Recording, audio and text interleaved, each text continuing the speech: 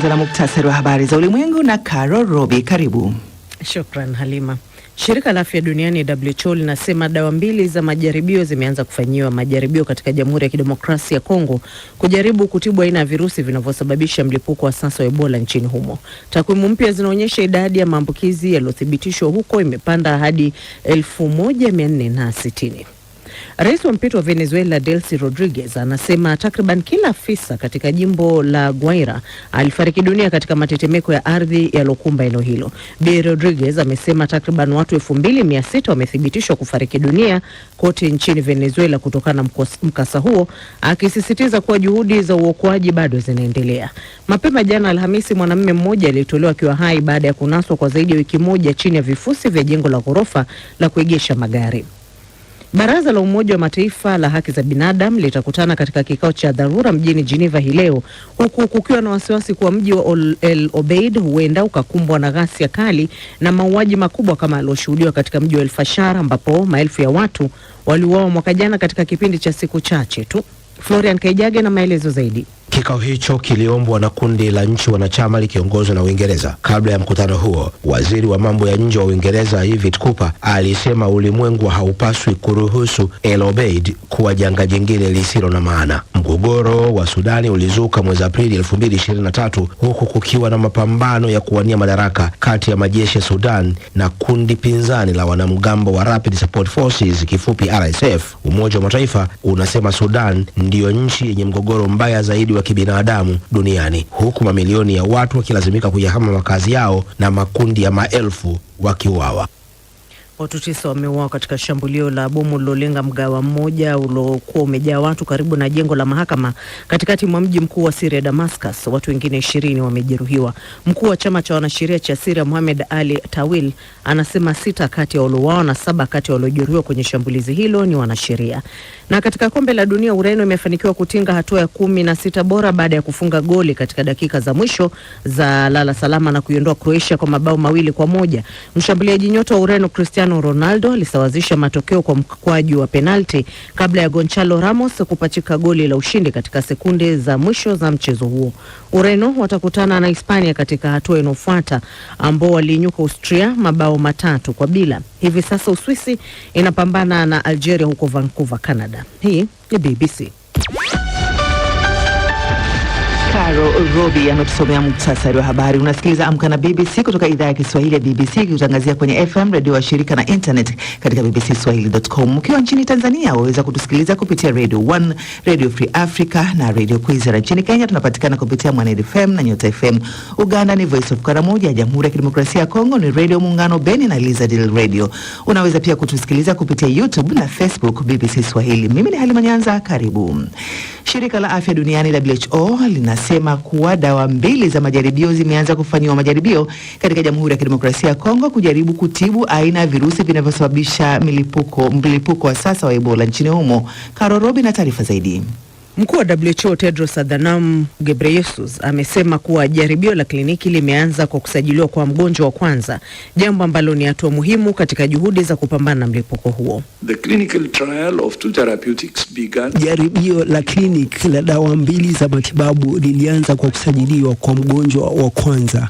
Licha ya hatua hizi zote, tunaendelea kukabiliwa na changamoto kubwa zikiwemo kutoaminiana na ghasia. Vitendo kama hivyo sio tu kwamba vinahatarisha wagonjwa na wafanyikazi wa afya, bali pia vinadhoofisha juhudi za kusitisha maambukizi na kuokoa maisha. And save lives.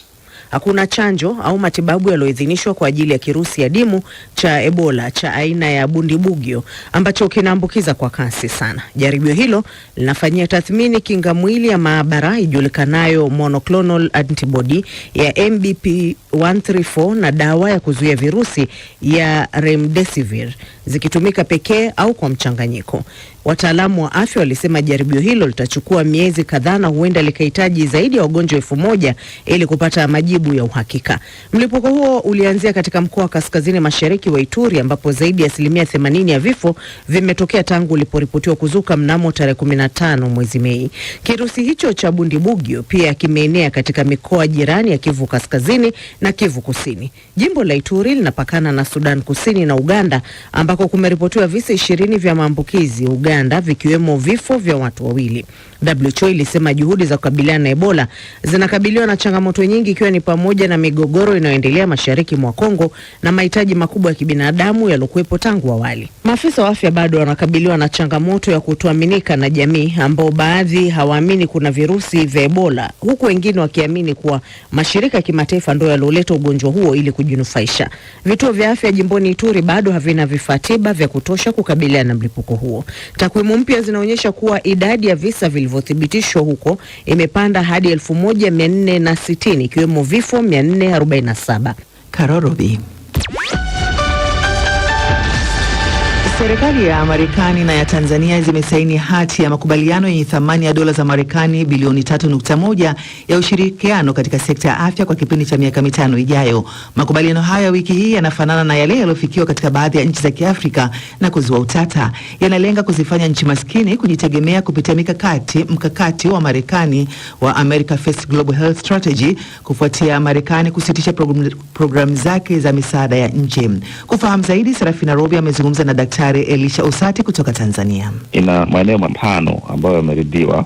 Eneo la kwanza ni kuimarisha system ya kufuatilia magonjwa puko, tunasema outbreak and emerging diseases, yani magonjwa ya mlipuko, mfano magonjwa kama COVID ilivyokuja, Ebola. Pili, kutengeneza mfumo maabara kisasa ambayo itasaidia katika kugundua haya magonjwa, lakini pia kuweza kutoa taarifa mapema. Ya tatu ni kwamba Tanzania itatakiwa sasa kuhakikisha kwamba inakuwa responsible au inachukua charge ya kuhakikisha kwamba wale wafanyakazi ambao walikuwa kwenye program za Marekani wakiwa wanalipa wao, Tanzania itachukua hiyo responsibility kwa zaidi ya 75%, kuhakikisha kwamba hao wafanyakazi wanaingia katika mfumo wa afya na serikali ya Tanzania, kuhakikisha kwamba wanaajiriwa, wanaingia kwenye mfumo mzuri wa ajira na kuhakikisha kwamba wanapelekwa katika kufanya kazi mbalimbali katika kuimarisha huduma za Watanzania. Jambo la 4, kuhakikisha kwamba tunatengeneza mfumo jumuisha,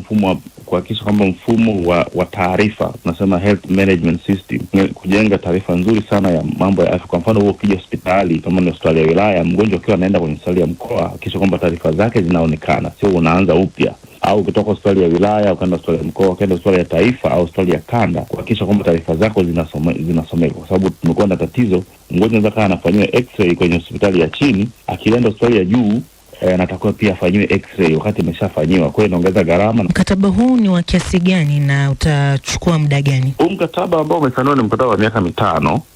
Jumla ya gharama ya mkataba ni dola bilioni 3 point kadhaa, ambayo ni sawasawa karibu trilioni 8 za Kitanzania. Wamarekani watatoa USD, yani fedha za Kimarekani, bilioni 1.34, wakati Tanzania katika muda huo naye itagharamikia dola bilioni 1.8. Marekani katika mkataba huu inafaidika vipi ama inapata nini kutokana na mkataba huu? Wamarekani wanazungumzia kwamba ni lazima kuimarisha, kwa mfano, mfumo wa procurement ya pamoja, mfumo wa ununuzi wa dawa na vifaa tiba. Nadhani Marekani wao wanaangalia uwezekano wa viwanda vyao kuuza dawa nchini Tanzania kwa mfano. Lakini ukumbuke mwanzoni Mheshimiwa Waziri wetu amesema, Mheshimiwa Mchengerera amesema kwamba Tanzania kutolazimika kupeleka sampuli mbalimbali za maradhi kule kama ilivyotokea Kenya. Unaona maandamano yalotokea Kenya na mpaka mahakamani walienda kwa ajili ya kuzuia sampuli za Kenya kwenda Marekani. Daktari Elisha Osati kutoka Tanzania kama alivyozungumza na Serafina Robi. Dawa ya kutuliza maumivu aina ya fentanyl inatajwa kwamba imeharibu jamii nyingi duniani, ikiwa ni pamoja na Marekani, ambapo idara ya afya jimbo la Minnesota imeeleza kuwa watu 678 walifariki dunia kutokana na matumizi yaliyopitiliza ya dawa hizo kwa mwaka 2024. Huku Minneapolis, matumizi yaliyopitiliza ya dawa hizo yameathiri familia nyingi za Wasomali. Mwandishi wa BBC Bushra Mohamed amezungumza na wanawake wa Kisomali wawili walioguswa na tatizo hilo. Nilikuja Marekani kutafuta amani, lakini sikuwahi kuipata. Ndivyo Mariam Ahmed Said alivyoniambia. Sijawahi kuhisi amani, anasema, wakati nilipokutana na yeye huko Minneapolis akiwa amekaa kimya sebuleni mwake. Mikononi mwake ameshikilia nyaraka ambazo